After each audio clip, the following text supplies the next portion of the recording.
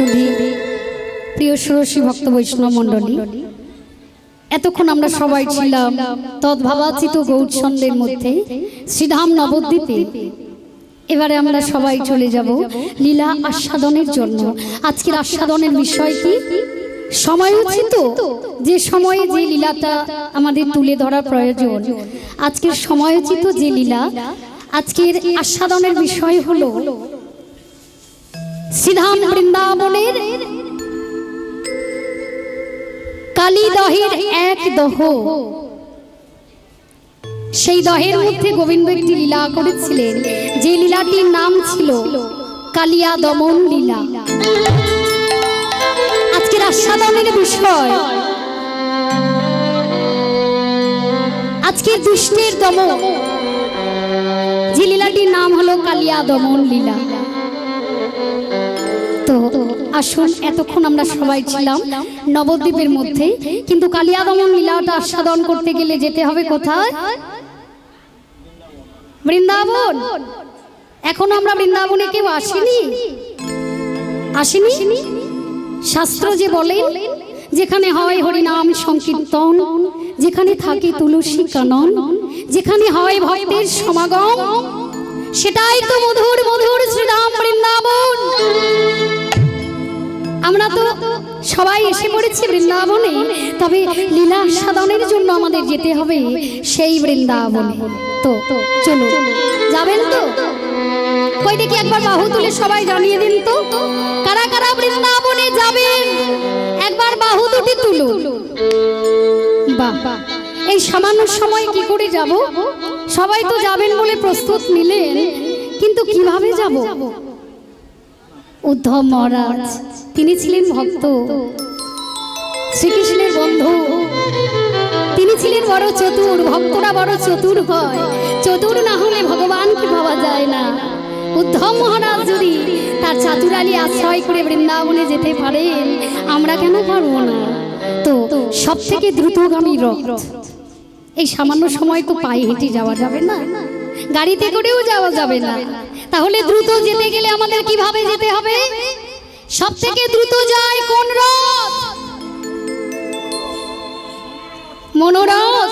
বাবু বললেন, আমার বাবুর জন্য সবাই মিলে একবার হয়ে যাক নিতাই গৌরী প্রেমানন্দে হরি বল।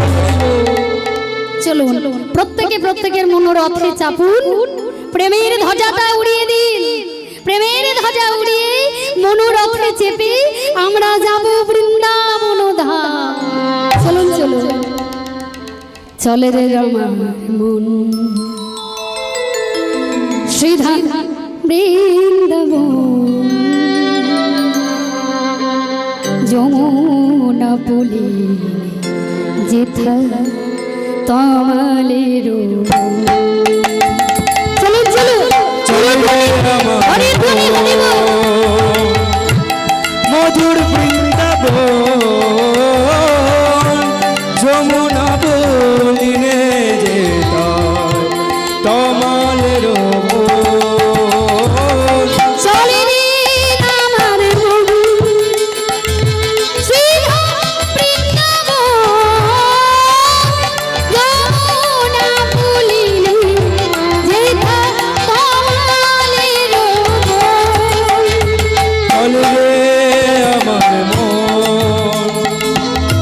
মধুর বৃন্দাবন,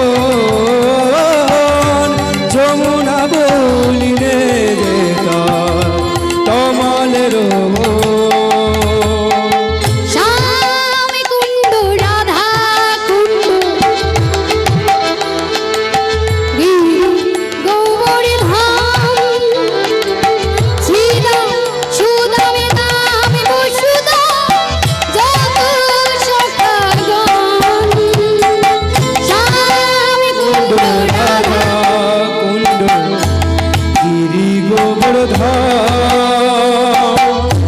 শ্রীদাম সুদাম নাম্ব সুদা কত সখা যেথা পিতানন্দ মাঝ সুদা।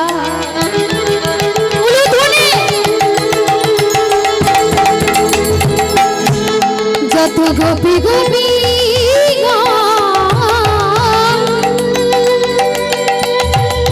মধু মধুর বংশী বাজে সেই তো বৃন্দাবন। চলে আমার মন মধুর বৃন্দাবন যমুনা মলিনে তাই কমালের ললিতা বিশাখায় রবি যত সখী খান মম নিশা বলি রাধে যত ধেনু গান। ললিতা বিশাখারে যত সখী ধবলি মুলিয়াদি যত গাভী যেথা রাখাল রাজা গোপাল আমার উলুধ্বনি হরিধ্বনি হরিব খেলে অনুক্ষণ যমুনা পুলিনে যেথা কমালের মন। চলো চলো আমার মন মধুর বৃন্দাবন যমুনা বলিনে যেতা কমালের চল রে মন বৃন্দাবন চল রে মন বৃন্দাবন চল রে মন বৃন্দাবন চল রে নিতাই গৌর প্রেমানন্দে হরি বল চল রে বৃন্দাবন চল রে মন বৃন্দাবন চল রে মন বৃন্দাবন চল রে মন বৃন্দাবন চল রে মন বৃন্দাবন বৃন্দাবনের ধামে কি জয় দেখেছেন তো বৃন্দাবনে প্রবেশ করে বৃন্দাবন বৃন্দাবন বলতে বলতে এখানে একটা ভুল করে ফেললাম। আমার ছেলেটাও ভুলটা ধরিয়ে দিল না, আর আপনারাও ভুলটা ধরিয়ে দিলেন না। আমার সাথে আপনারা সবাই একত্রিত হয়ে জয় দিয়ে দিলে। বৃন্দাবনে প্রবেশ করে কি বলতে হয়? রাধে রাধে। তো চলুন বৃন্দাবনে প্রবেশ করেছি, আজ আমরা রাধারানীর চরণে নিবেদন জানিয়ে প্রত্যেকে করে করে তালি দিয়ে বলবো। কি বলবো? রাধে রাধে জপত সাহারা মিলেগা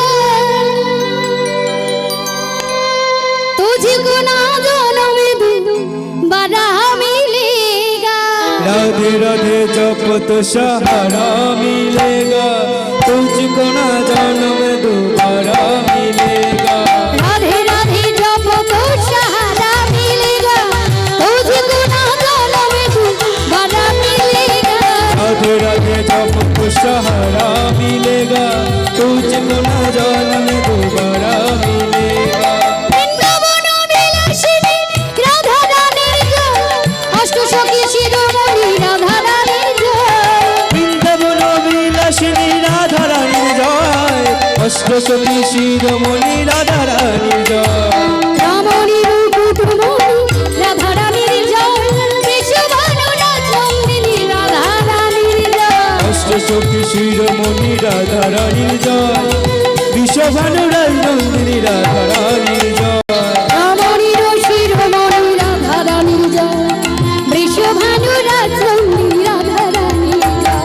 রমণীর শিরোমণি রাধা রানীর জয়, বিশ্বভানু রাজনন্দিনী রাধা রানীর জয়। রমণী শিরোমণি রাধা রানীর জয়, বিশ্বভানু রাজনন্দিনী রাধা রানীর জয়। রমণীর শিরোমণি রাধা রানীর জয়, অষ্টসখী শিরোমণি রাধা রানীর জয়। জয় রাধে রাধে জয় রাধে রাধে জয় রাধে রাধে রাধে রাধে। জয় রাধে রাধে জয় রাধে রাধে জয় রাধে রাধে। জয় রাধে রাধে জয় রাধে রাধে জয় রাধে রাধে রাধে রাধে। জয় রাধে রাধে জয় রাধা রানী কি রাধে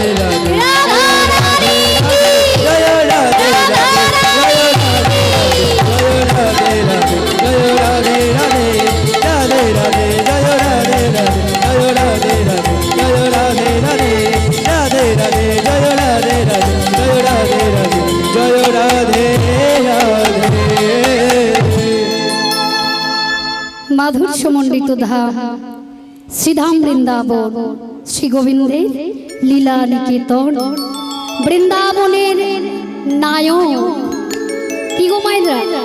বৃন্দাবনের নায়ক কে গো? বৃন্দাবনের নায়ক কৃষ্ণ। বাবু বললেন বৃন্দাবনের নায়ক রাধা রাধা। আমার মায়েরা এবার বলুন তো বৃন্দাবনের নায়িকা কে? কে? রাধা রানী। বাহ, খুব ভালো লাগলো শুনতে। কারণ এখন হরিসভায় গিয়ে জিজ্ঞাসা করলে অনেকেই বলতে পারে না বৃন্দাবনের নায়িকা কে, কিন্তু সিরিয়ালের নায়িকার কথা, সিনেমার নায়িকার কথা জিজ্ঞাসা করলে পটপট করে ছোট্ট ছোট্ট ছেলেমেয়েরা পর্যন্ত বলে দিতে পারে। কিন্তু হরিসভায় গিয়ে জিজ্ঞাসা করলে বৃন্দাবনের নায়িকার কথা কেউ বলতে পারে না। বৃন্দাবনের নায়ক শ্রী গোবিন্দ, আর নায়িকা হলেন প্রেমময়ী শ্রীমতী রাধা রানী। তো আজকের প্রেমময় প্রাণ গোবিন্দ বালক, ছোট্ট বালক, সারা রাত্রি মায়ের কোলে দুধ পান করে সারা রাত্রি ঘুমিয়েছিলেন। আর আজই প্রভাতকালে ওই নিজের শয্যা থেকে ধরপড়িয়ে উঠে বসে পড়লেন শয্যার উপরে বসে পূর্ব আকাশের দিকে তাকিয়ে আছে। পূর্ব আকাশে যে সূর্যের উদয় হয়েছে, ওই সূর্যের দিকে তাকিয়ে মনে মনে সংকল্প করলেন। কি সংকল্প করলেন? সংকল্প করলেন আজই আমি দুষ্টের দমন করব। যে দুষ্ট বৃন্দাবনে বাস করে, যে বৃন্দাবনে চির বসন্ত বিরাজিত, যে বৃন্দাবনে কোনো অমঙ্গল ছিল না, সেই বৃন্দাবনে ওই দুষ্ট বাস করে বৃন্দাবনের 400 যোজন পরিধি পর্যন্ত ওই বিষের জ্বালায় জ্বলে পুড়ে ছাই হয়ে গেল। কি গো মা, কিসের কথা বলছেন গোবিন্দ? কাকে দমন করার কথা বলছেন? মহাজন এক পাশে দাঁড়িয়ে বললেন, প্রভু তুমি করবে দুষ্টের দমন। সেই 3 মাস বয়স থেকে তুমি দুষ্টের দমন করছো, আজও এখনো তুমি দুষ্টের দমন করে যাচ্ছ। আজও তুমি বৃন্দাবনকে কলুষিত রাখবে না, বৃন্দাবনকে মধুর করে তুলবে। কোন দহের কথা বলছেন গোবিন্দ? মহাজন এক পাশে দাঁড়িয়ে বললেন, বিলক্ষ দূষিত কৃষ্ণ কৃষ্ণ কৃষ্ণ হীনা বিভু তস্য বিশুদ্ধি মন্মেছম সর্বং তমুদ বাসয়। বিলক্ষ দূষিতং কৃষ্ণ, 400 যোজন পরিধি পর্যন্ত বিষময় হয়ে গেছে। কার কথা বললেন? ওই দেখা যায় বৃন্দাবনের একদহে, আহা কালিন্দির একদহে কালিনাগে তাহে রহে, কালিন্দির একদহে কালিনাগে তাহে রহে, কালিন্দির একদহে কালিনাগে তাহে রহে, কালিন্দির একদহে কালিনাগে তাহে রহে। বিশ্বজলে দহন সমান, বিশ্বজলে দহন সমান, বিশ্বজলে দহন সমান, বিশ্বজলে দহন সমান, বিশ্বজলে দহন সমান, বিশ্বজলে দহন সমান, বিশ্বজলে দহন সমান, বিশ্বজলে দহন সমান, বিশ্বজলে দহন সমান, বিশ্বজলে দহন সমান। বিষ আর জল সমান সমান। বললেন বিষ আর জল সমান সমান। ওই কালী দহের এক দহ, সেই দহের দুষ্টকে আমি দমন করব। এমতো সময় ওই প্রভাতকালে যত সখাগণ ধেনুগণ সঙ্গে করে ওই দাঁড়ে এসে দাঁড়িয়ে ডাকছে, কানাই কানাই, গোঠে যাবি নে? ওই দেখ গোঠের ওদিক বেলা হইল যে, এখনই যেতে হবে, চল চল চল। মাতা যশোমতী শ্রীরামের ডাক শুনে, শ্রীরামের ডাক শুনে ছুটে গেলেন গোপালের ঘরে। গোপালের ঘরে গিয়ে গোপালকে ওই পালঙ্ক থেকে কোলে করে তুলে ধরলেন, তুলে কোলের মধ্যে আঁকড়ে ধরে বসে পড়লেন মা। হরিবল হরিবল। ও মা, কেন গো, কেন যশোমতী মাই ছুটে গেলেন গোপালের ঘরে? আর কেনই বা গোপালকে আঁকড়ে ধরলেন কোলের মধ্যে? শ্রীরাম ডাকছে দ্বার দেশে, কানাই কানাই, গোঠে যাবি নে? ওই দেখ গোঠের ওদিক বেলা হলো যে। যখন কানাই আসছে না, শ্রীরাম সখাদিকে ডেকে বললেন, সখাদি ওই দেখ এখনো পর্যন্ত কানাই গোঠে যাবার কোনো কাজই দেখতে পাচ্ছি না, এখনো ঘর থেকে বেরোচ্ছে না, দেখি দেখি এখনো কি করছে।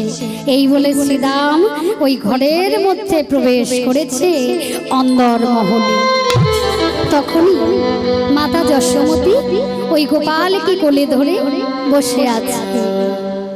সাথে সাথে শ্রীরাম এসে বললেন, হ্যাঁ রে কানাই, হ্যাঁ রে, ভাবটা কি? এখনো মায়ের কোলে বসে আদর খাওয়া হচ্ছে? হ্যাঁ রে, আমাদের কি ঘরে মা নেই? আমরা কি মায়ের কোলে বসে আদর খেতে পারি নে? আমরাও তো মায়ের কোলে বসে আদর খেতে পারি কোনো দিনের জন্য? আমরা মায়ের কোলে বসে আদর খাই না।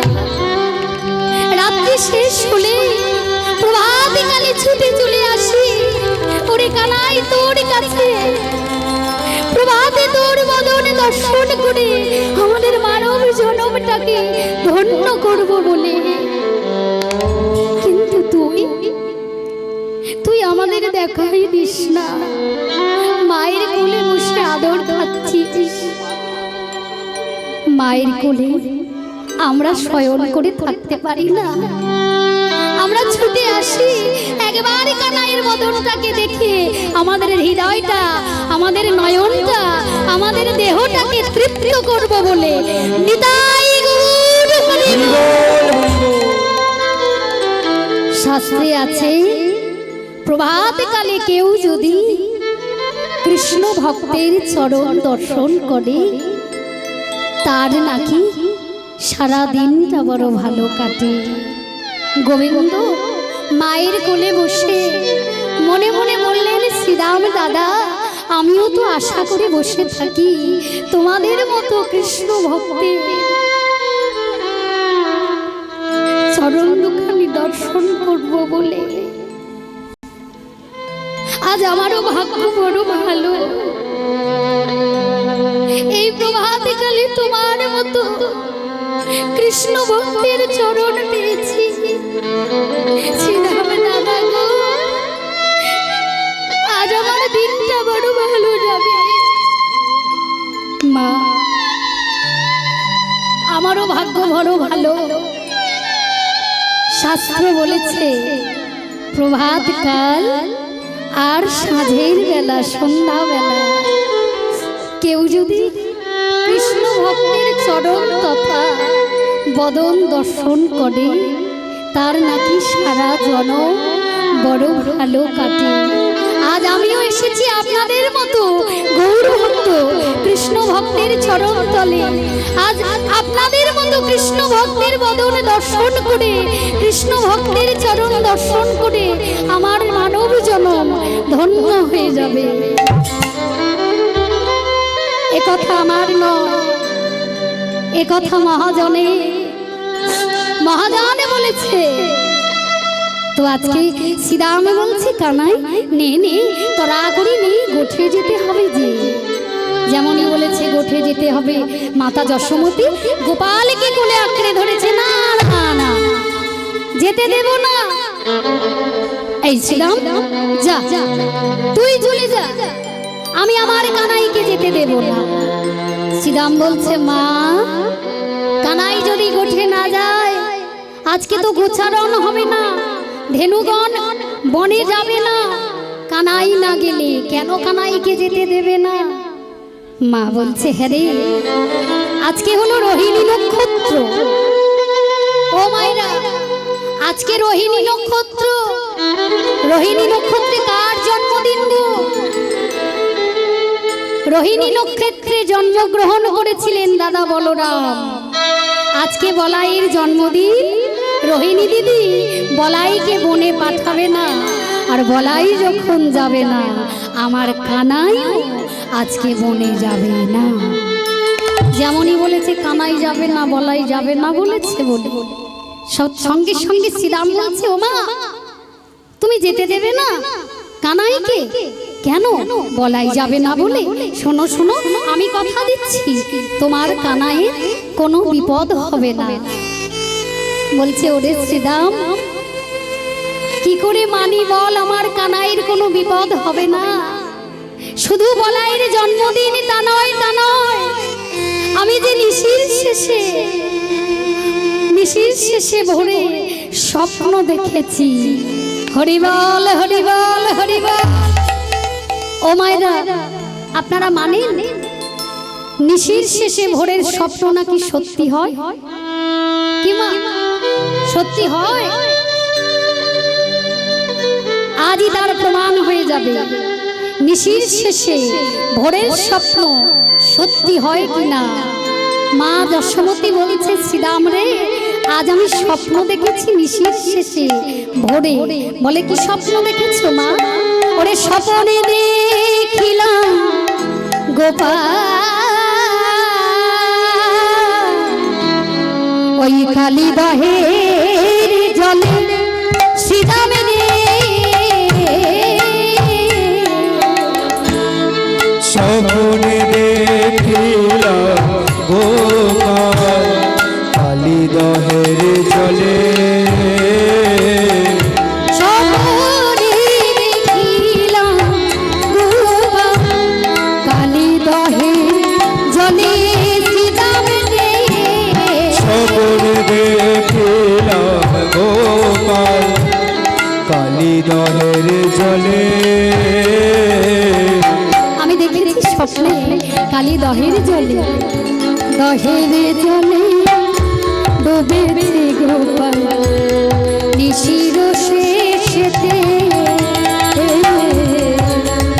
জলে ডুবেছে গোপাল নিশির শেষেতে দেখলাম দহে জলে ডুবেছে গোপাল দহের জলে ডুবেছে গোপাল দহের জলে ডুবেছে গোপাল দহের জলে ডুবেছে গোপাল তীরে বসে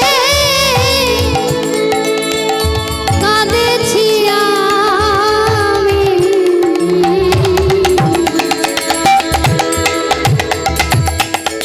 দহের জলে ডুবেছে গোপাল বসে কাঁদিছি আমি বিয়ের বসে কাঁদিছে গোপাল তীরে বসে কাঁদেছি বাপে গোপাল গোপাল গোপাল বলে বিয়ের বসে কাঁদিছি আমি গোপাল গোপাল গোপাল বলি ফিরে বসে কাঁদিছি আমি গোপাল গোপাল গোপাল বলি ফিরে বসে কাঁদিছি আমি ফিরে বসে কাঁদিছি আমি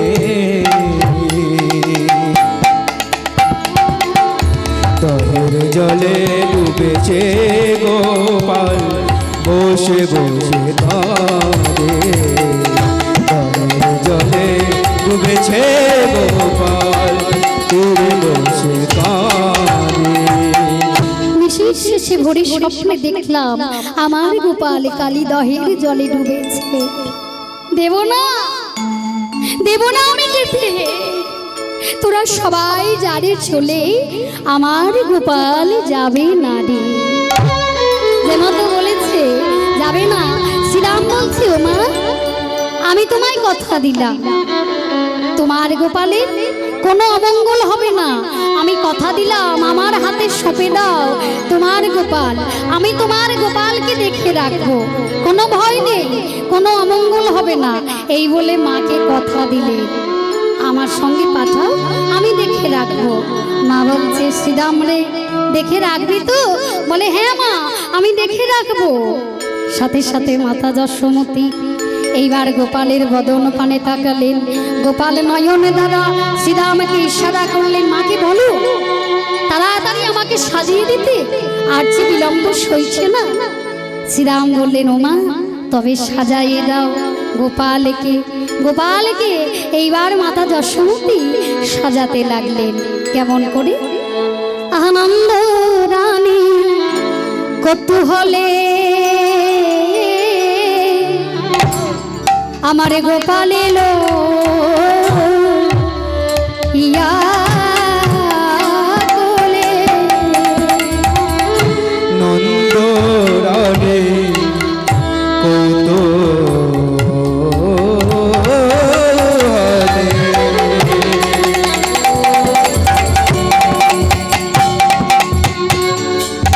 গোপাল এলো ইয়া কোলে।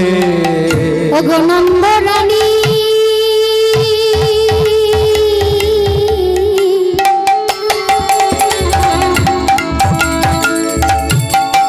কত হলে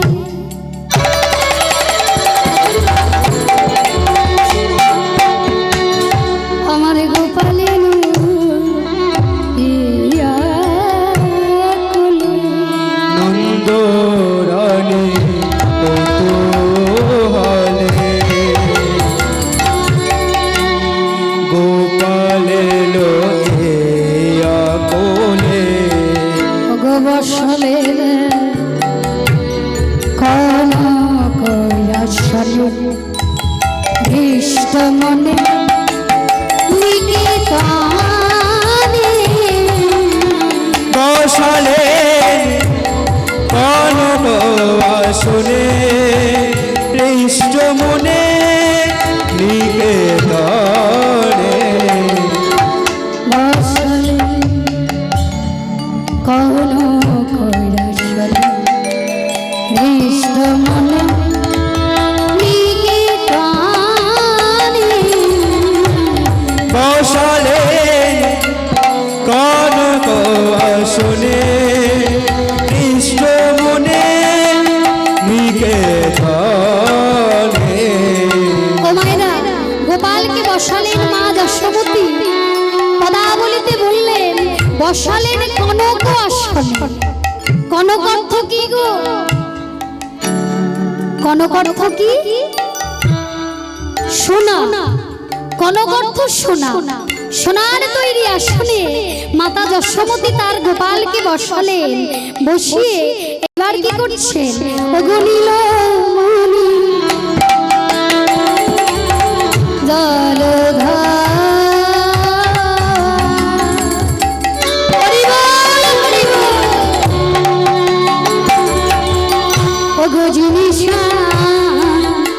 কলে নীলমণি জলধর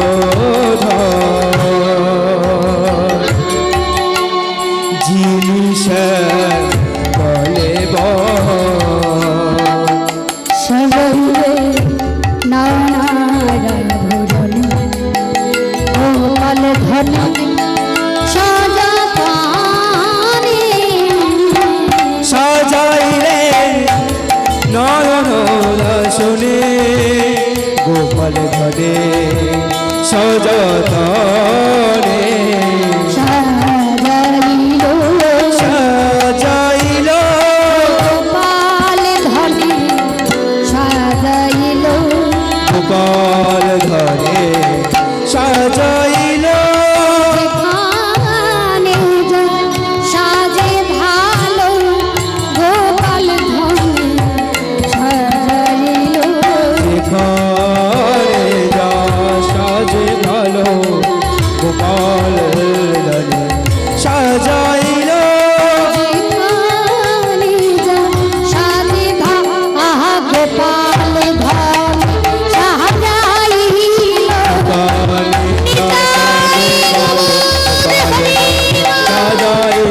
গোপাল যা সাজে ভালো গোপাল ধনে সাজাইল গোপাল ধনে সাজাইল সাজাইল নানা রঙে গোপাল ধনে সাজা তাহারে সাজাইল গোপাল ধনে সাজাতনে সাজাতনে সাজাইল গোপাল ধনে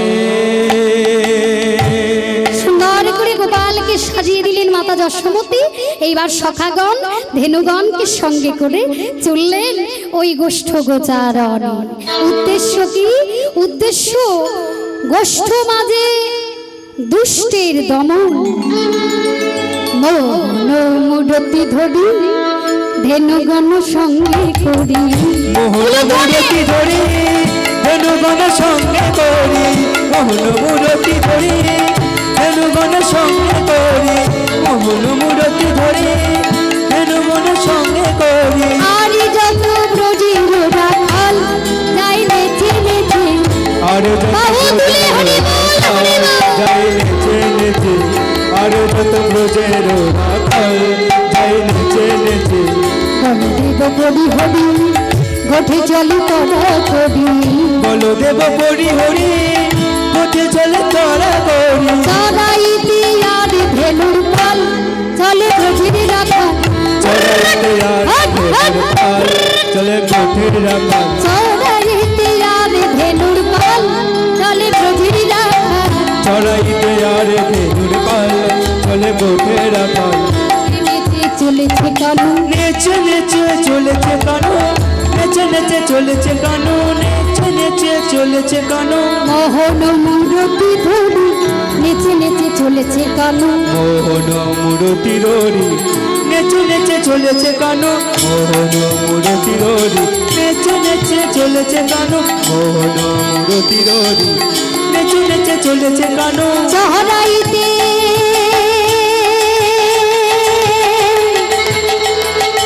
চড়াইতে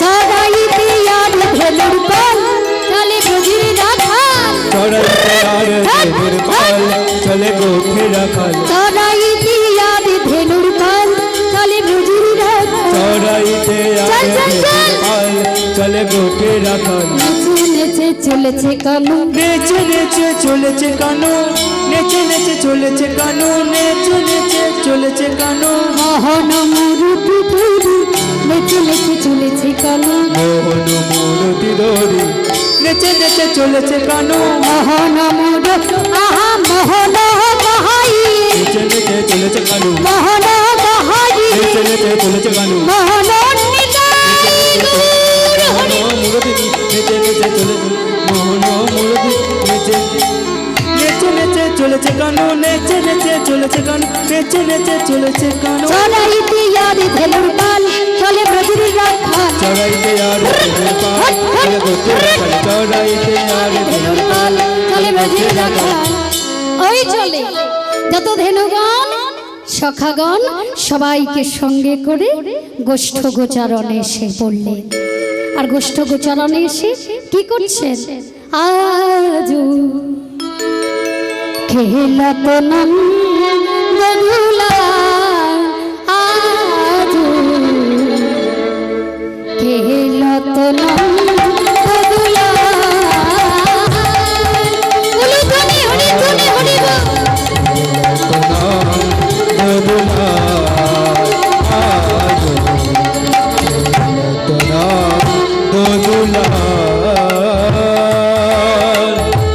শ্রীরাম সুদাম শনে খেলিছে ব্রজের পথে শ্রীরাম সুরাম সাথে খেলিছে বনের পথে শ্রীরাম সুদাম শনে খেলিছে ব্রজের পথে শ্রীরাম সুরাম সাথে খেলিছে বনের পথে আনন্দ নব ঘন শ্যাম আজ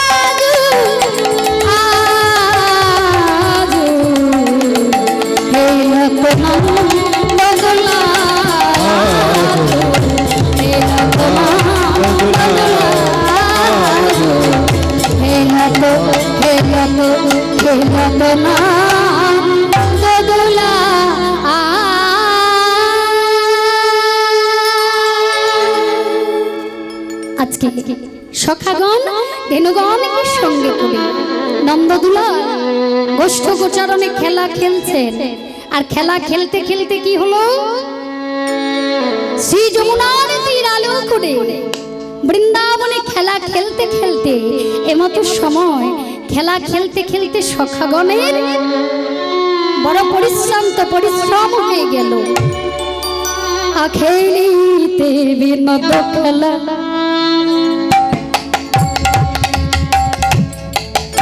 ওগো সমসভা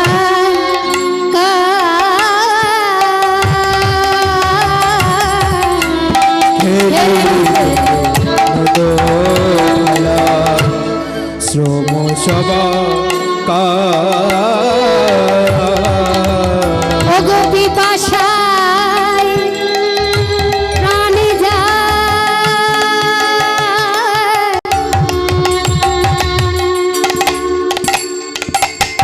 ওগো রক্ষা কর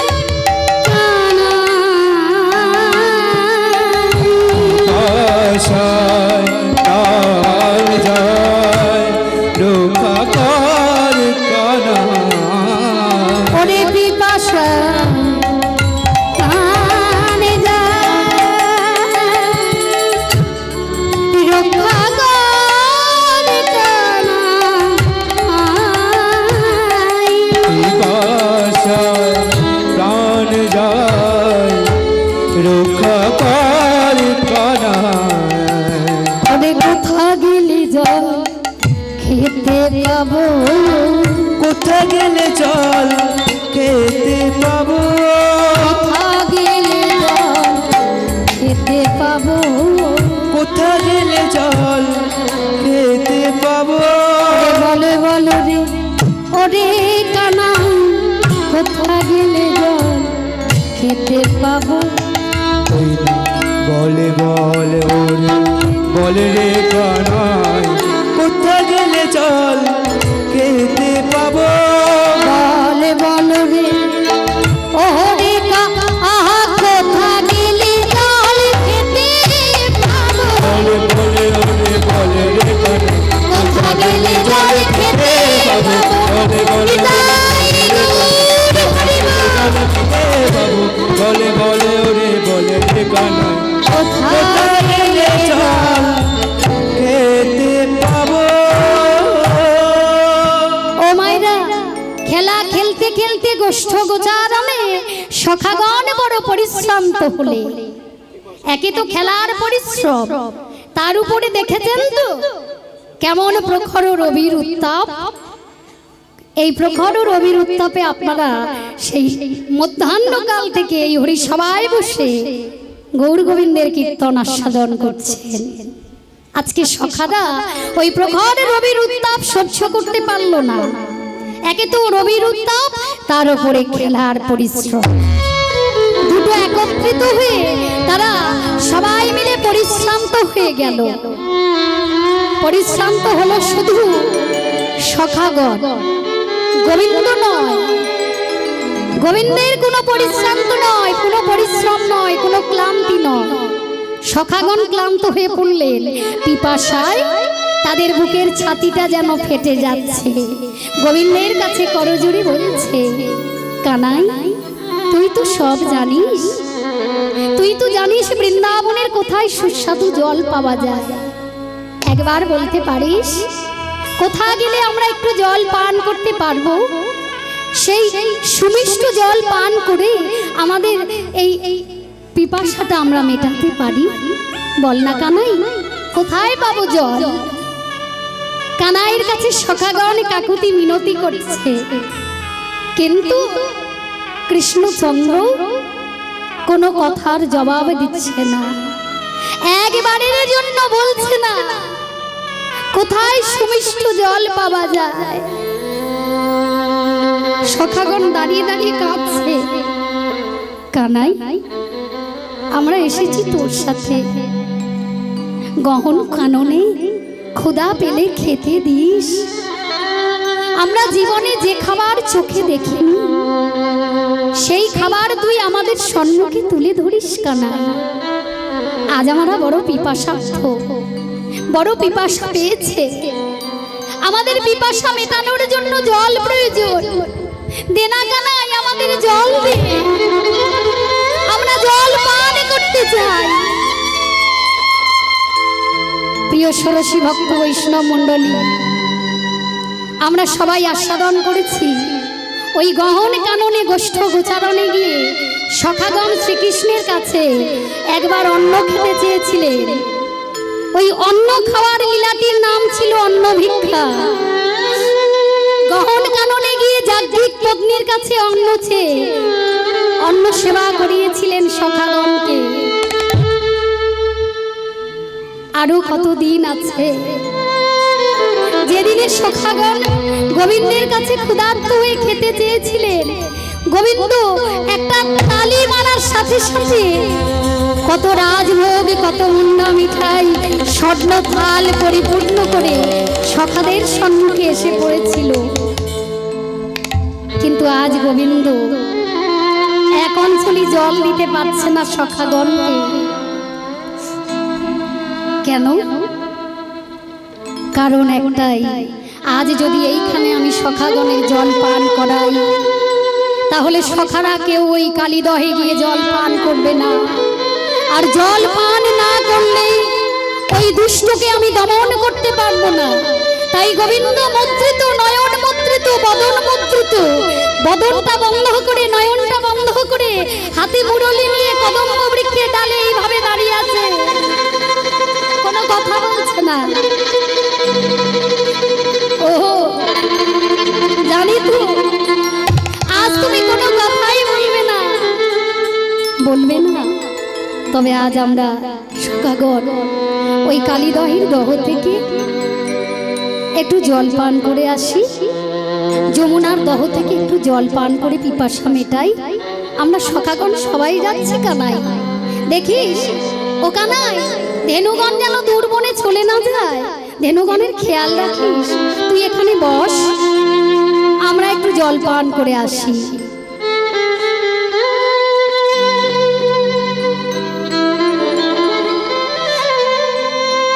গোবিন্দ ওই বৃক্ষতলায় বসলেন। ধেনুগণ চড়ছে দূর বনে, তাদেরকে লক্ষ্য রাখছেন। সখাগণ সবাই চলে যাচ্ছে জল পান করতে। একবারের জন্য বলছে না যে দাঁড়াও আমি তোমাদের জল দেব, পিপাসা তোমরা এখানে মেটাও। একবারের জন্য বলল না, শুধুমাত্র পিছন দিক থেকে ডাকলো শ্রীরাম দাদা। কিরে, এই একটা তোর বড় সভা, যে কোনো শুভ কাজে যাবার আগে পিছন দিকে ডাকিস কেন? ডাকলি কেন বল? তুই যাবি আমাদের সাথে? না না, আমি যাব না। শোনো শ্রীরাম দাদা, জল পান করতে যাচ্ছ যাও, দেখো জল পানে মত্ত হয়ে তোমরা যেন আমায় ভুলে যেও না। নিতাই গৌর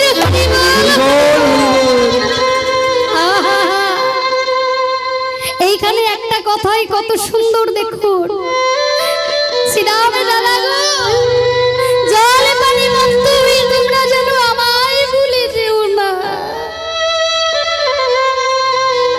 জীব জগৎকে শিক্ষা দিলে, ওহে জীব, যে কোনো কর্ম করো না কেন, আমায় ভুলে তোমরা যদি কোনো কর্ম করো সে কর্ম তোমাদের সফল হবে না। তাই তোমরা আমাকে ভুলে যেও না, আমাকে মনে রেখো। শ্রীরাম দাদা জলপানে মত্ত হয়ে তোমরা যেন আমাকে ভুলে যেও না, আমার কথা স্মরণ রেখো, আমার কথা মনে রেখো। যা। সখাগণ সবাই চলে গেলে জল পানে মত্ত হয়ে তারা পিপাসা মেটানোর জন্য ধীরে ধীরে ওই যমুনার দহের দিকে যাচ্ছে। আর যমুনার দহের দিকে যেতে যেতে কি হলো, ধীরে ধীরে যেমনই তীরের কাছাকাছি আসে সখাগণ একের পর এক অচৈতন্য হয়ে পড়ে। তাদের চলার শক্তিহীন হয়ে যায়, কথা বলার শক্তিহীন হয়ে যায়, দৃষ্টি শক্তি হারিয়ে যায়, তারা জ্ঞান হারিয়ে ফেলে, চৈতন্য হারিয়ে পড়ে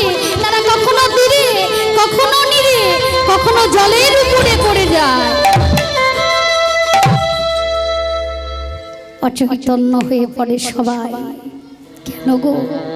কারণ কালীদহের ওই বিষের প্রকোপ তাদের স্পর্শ করে। কালীদহের তীর হতে 400 যোজন পরিধি সমস্ত স্থাবর জঙ্গম ঝুলে পুড়ে ছাই হয়ে গেছে। যে সখাগণ জল পান করতে যাবে কি, তারা চৈতন্য হারিয়ে ফেলল। জল পান করা তাদের আর হলো না, চৈতন্য হারিয়ে ফেলেছে। কথা বলার শক্তি নেই, শুধু মধুমঙ্গল একা ওই বুক ঘষতে ঘষতে তীরে উঠেছে। তীরে উঠে ওই কালীদহের তীরে মাটির উপরে বালুকা রাশির উপরে হস্তের অঙ্গুলি দিয়ে গোবিন্দ বদন অঙ্কিত করছে। আর গোবিন্দ বদন অঙ্কিত করে ওই গোবিন্দ বদনের উপরে মুখ রেখে মধুমঙ্গল বলছে, কানাই দাদা, কানাই দাদা গো, আর হয়তো তোমায় দেখা হবে না, তাই আমি তোমার বদনটা অঙ্কিত করলাম। এসো না, একবার এসো না দাদা। আমি শুনেছি শাস্ত্রে বলে মরণকালে কেউ যদি কাউকে ভালোবাসে, সেই ভালোবাসার মানুষের বদন দেখে মরলে পড়ে পর জনমে সে নাকি আবার তাকে আপন করে পায়। তাই কানাই দাদা গো, একবার এসো কানাই দাদা, একবারে দাদা।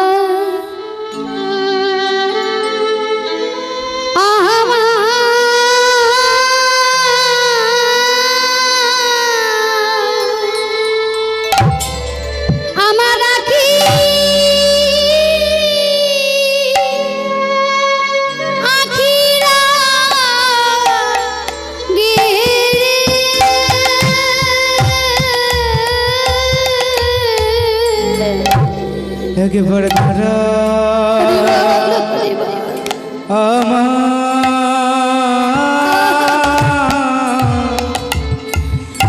আমার আগে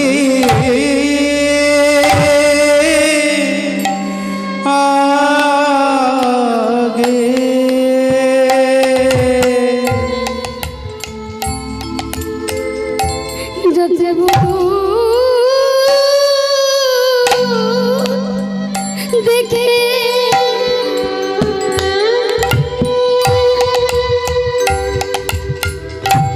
দেখে মরে দে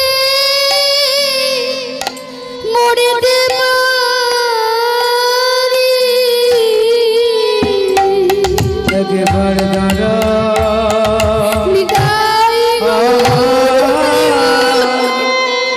আমার আগে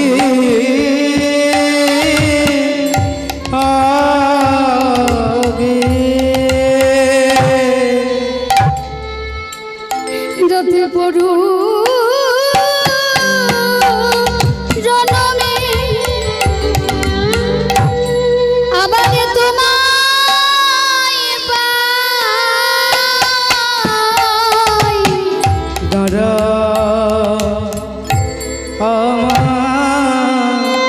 আমার আগে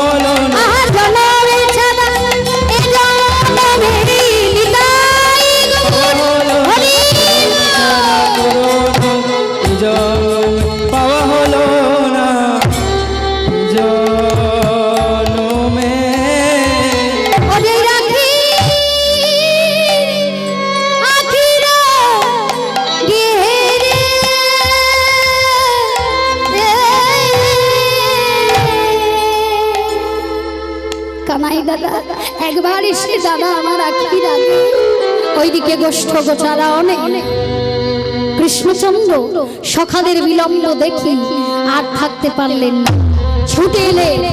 জানতে তো পারলেন যে আমি একবারের জন্য সখাগণকে বারণ করিনি কালীদহে যাবার জন্য, কালীদহে তারা যদি না যায় আমি দুষ্টকে দমন করতে পারবো না, তাই বাধা দেয়নি। বিলম্ব দেখে দেরি দেখে ছুটে চললেন গোবিন্দ ওই যমুনার দহে।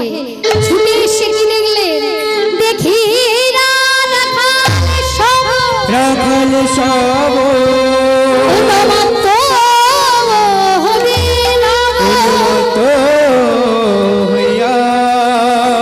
পড়িয়া রহিল ধরা জলে।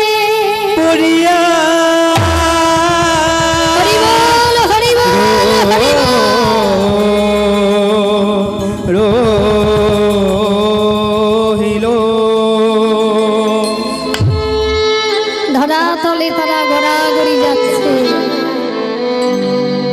কৃষ্ণচন্দ্র দেখে স্তম্ভিত হয়ে বললেন, শ্রীদাম দাদা, এই সুদাম দাদা, এই সুবল মধুমঙ্গল, তোদের কেমন দশা রে? তোদের এমন দশা কার জন্য হয়েছে? তোরা কথা বল। ও শ্রীদাম দাদা, একবার কথা বলো, একবার কথা বলো শ্রীদাম দাদা, একবার কানাই বলে ডাকো না। বারবার অঙ্গে ধাক্কা মারছে, কেউ কোনো কথা বলছে না গোবিন্দের সাথে। বলবে কি করে? ওই কালীয় নাগের বৃষের প্রকোপে তাদের চৈতন্য হারিয়ে গেছে, তারা সবাই প্রাণে মারা গেছে বিষের জ্বালা। এতটাই বৃষের প্রকোপ ছিল, সেই বিষের প্রকোপে তারা চৈতন্য হারিয়ে ফেলেছে, জ্ঞান হারিয়ে ফেলেছে। শ্রীরাম দাদা কথা বলবে না, কথা বলবে না? সবাইকে ডাকছে, কেউ কোনো কথা বলছে না। সাথে সাথে গোবিন্দ কি করলে? দেখি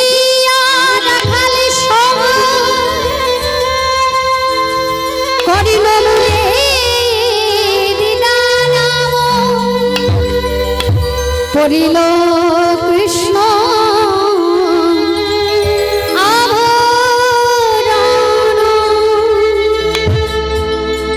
শুনিয়া কৃষ্ণ নাম সখা সব উঠিল।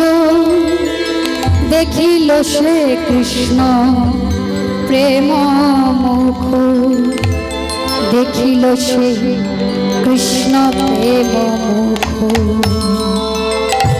ও মায়েরা, আজকে গোবিন্দ সখাগণের দশা দেখে, সখাগণ যখন অচৈতন্য হয়ে পড়েছে দেখে প্রত্যেকটি সখার কাছে গিয়ে গিয়ে তাদের বদনের সম্মুখে তাদের কর্ণটা ধরে তাদের প্রত্যেকের কর্ণে নাম দিলে। কি নাম? প্রত্যেক সখার গলদেশে জড়িয়ে ধরে কর্ণমূলে নাম দিচ্ছে। তারা অচৈতন্য হয়ে পড়েছে, তারা জ্ঞান হারিয়ে ফেলেছে বিষের জ্বালা, তাই তাদের কর্ণমূলে দিচ্ছে কি নাম। নাম দিলে তাদের চৈতন্য দশা কেটে যাবে, তাই নাম দিচ্ছে গোবিন্দ। কৃষ্ণ কৃষ্ণ কৃষ্ণ কৃষ্ণ কৃষ্ণ কৃষ্ণ কৃষ্ণ হে কৃষ্ণ কৃষ্ণ কৃষ্ণ কৃষ্ণ কৃষ্ণ কৃষ্ণ কৃষ্ণ হে কৃষ্ণ কৃষ্ণ কৃষ্ণ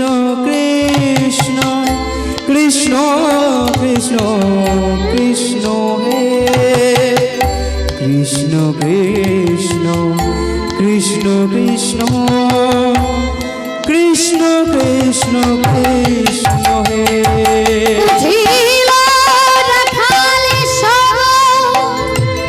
কৃষ্ণ নাম মুখ দেখিল সে কৃষ্ণ প্রেম।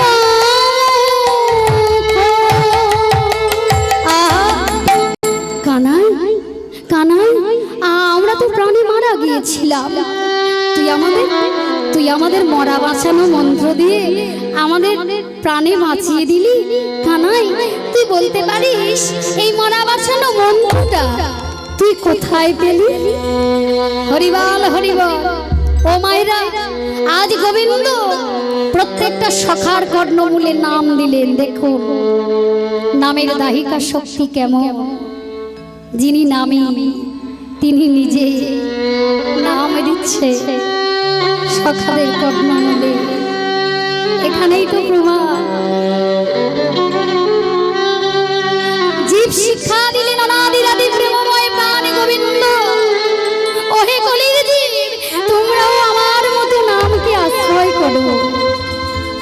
নাম আশ্রয় করলে তোমাদের ত্রিতাপ জ্বালা আর রবে না। আধ্যাত্মিক আদি ভৌতিক আদি দৈবিক জ্বালা থেকে তোমরা মুক্তি পাবে। তাই নাম আশ্রয় করে প্রত্যেকটি সখার কর্ণমূলে নাম দেওয়ার সাথে সাথে প্রত্যেকটা সখা চেতনা ফিরে পেল। আর চেতনা ফিরে পেলে কানাইকে ডেকে বলছে, কানাই, এতদিন জানতাম গহন কাননে ক্ষুধা পেলে উদর পরিপূর্ণ করে খেতে দিতে পারিস। অকাসুর বকাসুর বক্রাসুরকে পুতনাকে বধ করতে পারিস, কিন্তু মরে গেলে মরা বাঁচাতে পারিস, এটা তো আমাদের জানা ছিল না। ও কানাই, শিখাইয়ে দিবি এই মরা বাঁচানো মন্ত্রটা? আজ আমরা মরেছি, তুই তোর মন্ত্র দিয়ে আমাদের বাঁচিয়ে দিয়েছিস। ওরে কানাই, সখারা তো সখ্য রসের ভক্ত। তারা তো গোবিন্দকে সখা ভাবে, ভগবান ভাবে না। তাই সখ্য রসের ভক্ত হয়ে ভগবানকে ডেকে বললেন, গোবিন্দ, ওরে কানাই, কোনোদিনও তুই যদি মরে যাস, তোর ওই মরা বাঁচানো মন্ত্র দিয়ে আমরা তোকে বাঁচিয়ে দেব। এক পাশে দাঁড়িয়ে যদুনন্দন দাস বললেন, শ্রীরাম, তুমি বলো কি? যিনি সবাইকে বাঁচান তাকে তুমি বাঁচাবে? তাকে তুমি বাঁচাবার কে? তিনি যদি মনে করে তিনি মরবেন, তিনি শতবার মরবে। আর তিনি যদি মনে করেন তিনি বাঁচবেন, তিনি লক্ষ লক্ষ বছর বেঁচে থাকবে। মৃত্যু কোনোদিনও নেই। অচল ব্রহ্ম আর সচল ব্রহ্মের এইখানেই প্রমাণ। অচল ব্রহ্ম, তার কোনোদিনও মৃত্যু নাই। নিতাই গৌর প্রেমানন্দে হরি বল। হরি বল, হরি বল।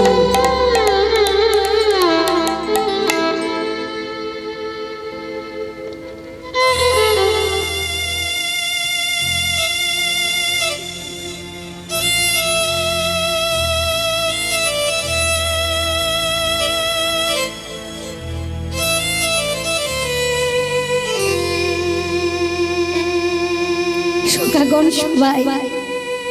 সবাই চেতনা ফিরে পেয়েছে। কানাই বাঁচিয়ে দিলি। শ্রীদাম দাদা, সুদাম, বসুদাম, মধুমঙ্গলায় শুভ, তোরা সবাই আছিস এইখানে, অপেক্ষা করে দাঁড়া। আমি আসছি, আমি এখনই যাব আর আসবো। কোথায় যাচ্ছিস? এই কানাই, কোথায় যাচ্ছিস? দাঁড়াও না, আমন করে পিছু পানে ডেকে আমাকে বাধা দিচ্ছ কেন? কোথায় যাচ্ছিস বল? কেন? ওই দুষ্টকে সাজা দিতে হবে। যে দুষ্টের জন্য তোমরা চেতনা হারিয়ে ফেলেছিলে, যে দুষ্টের জন্য তোমাদের এত সাজা, ওই দুষ্টকে আমি আগে দমন করে আসি। ওকে শাস্তি দিতে হবে, উচিত শিক্ষা দিতে হবে। দাঁড়াও, দাঁড়াও শ্রীরাম দাদা। এই কানাই, যাস নে। দাঁড়া ভাই, যাস নে। ওই কালীদহ বিষ জলে, ওতে যে বিষ আছে, তুই যাস নে কানাই। তুই নিতান্ত ছোট, তুই ভালো, তুই পারবি না বিষের জ্বালা সইতে। যাস নে কানাই, যাস নে। শ্রীরাম দাদা বলেছি না, চুপ করে দাঁড়িয়ে দেখো। কিচ্ছুটি বলবে না, আমি যাব আর আসবো। এই বলে কৃষ্ণচন্দ্র ছুটতে ছুটতে চললেন ওই কালীদহের তীরের দিকে। সখাগণ চিৎকার করে ডাকছে, যাস নে কানাই, যাস নে দাদা, দাদা মনে হয়, দাদা দাদা। কে ডাক মানে কে দাঁড়ায়, কোনো কথাই কান করছে না সখাদের। ছুটে গেলেন কালীদহের তীরে। তীরে গিয়ে কি করলেন? তীরের কাছে গিয়ে নিজের বসনটাকে, কোটি দেশের কোমরের বসন ভালো করে এঁটে বেঁধে নিচ্ছেন কাছাজিকে। পদাবলিতে বললেন, কি বললেন? আহা কোটিতে যাহা দিয়া বসন, ওগো ক্রোধে রক্ত দুটি নয়ন,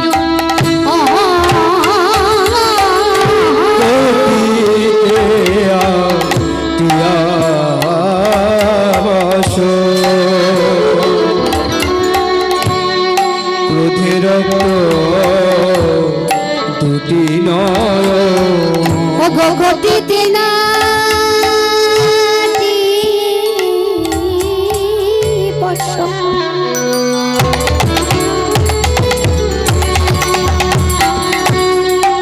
ক্রোধে রক্ত দুটি নয়ন না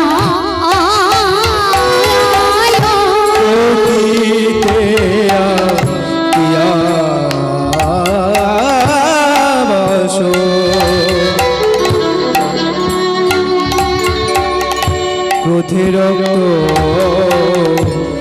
দুটি নয়, ওগো উঠিল সেই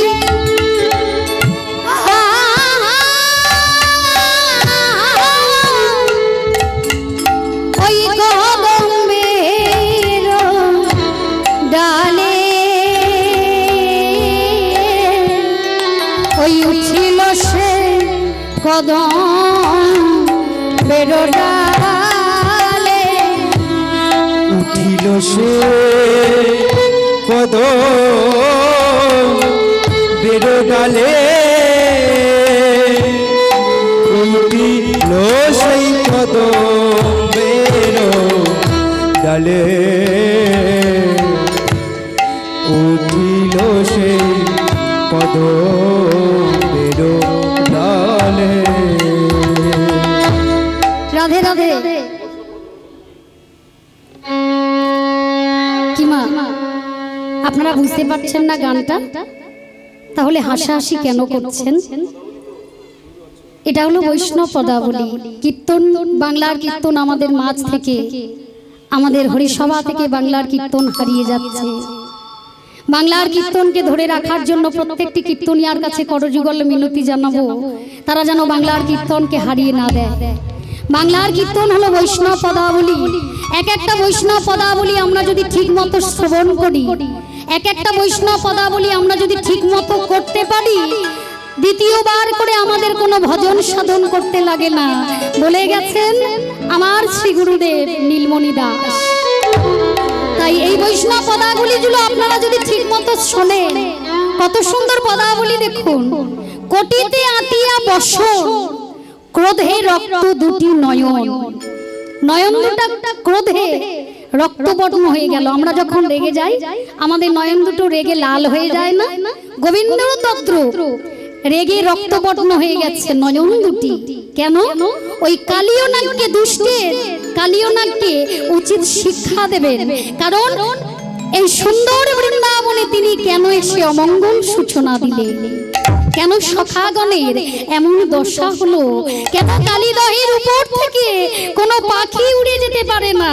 উড়ে যাওয়ার সাথে সাথে তার মৃত্যু বরণ করতে হয়।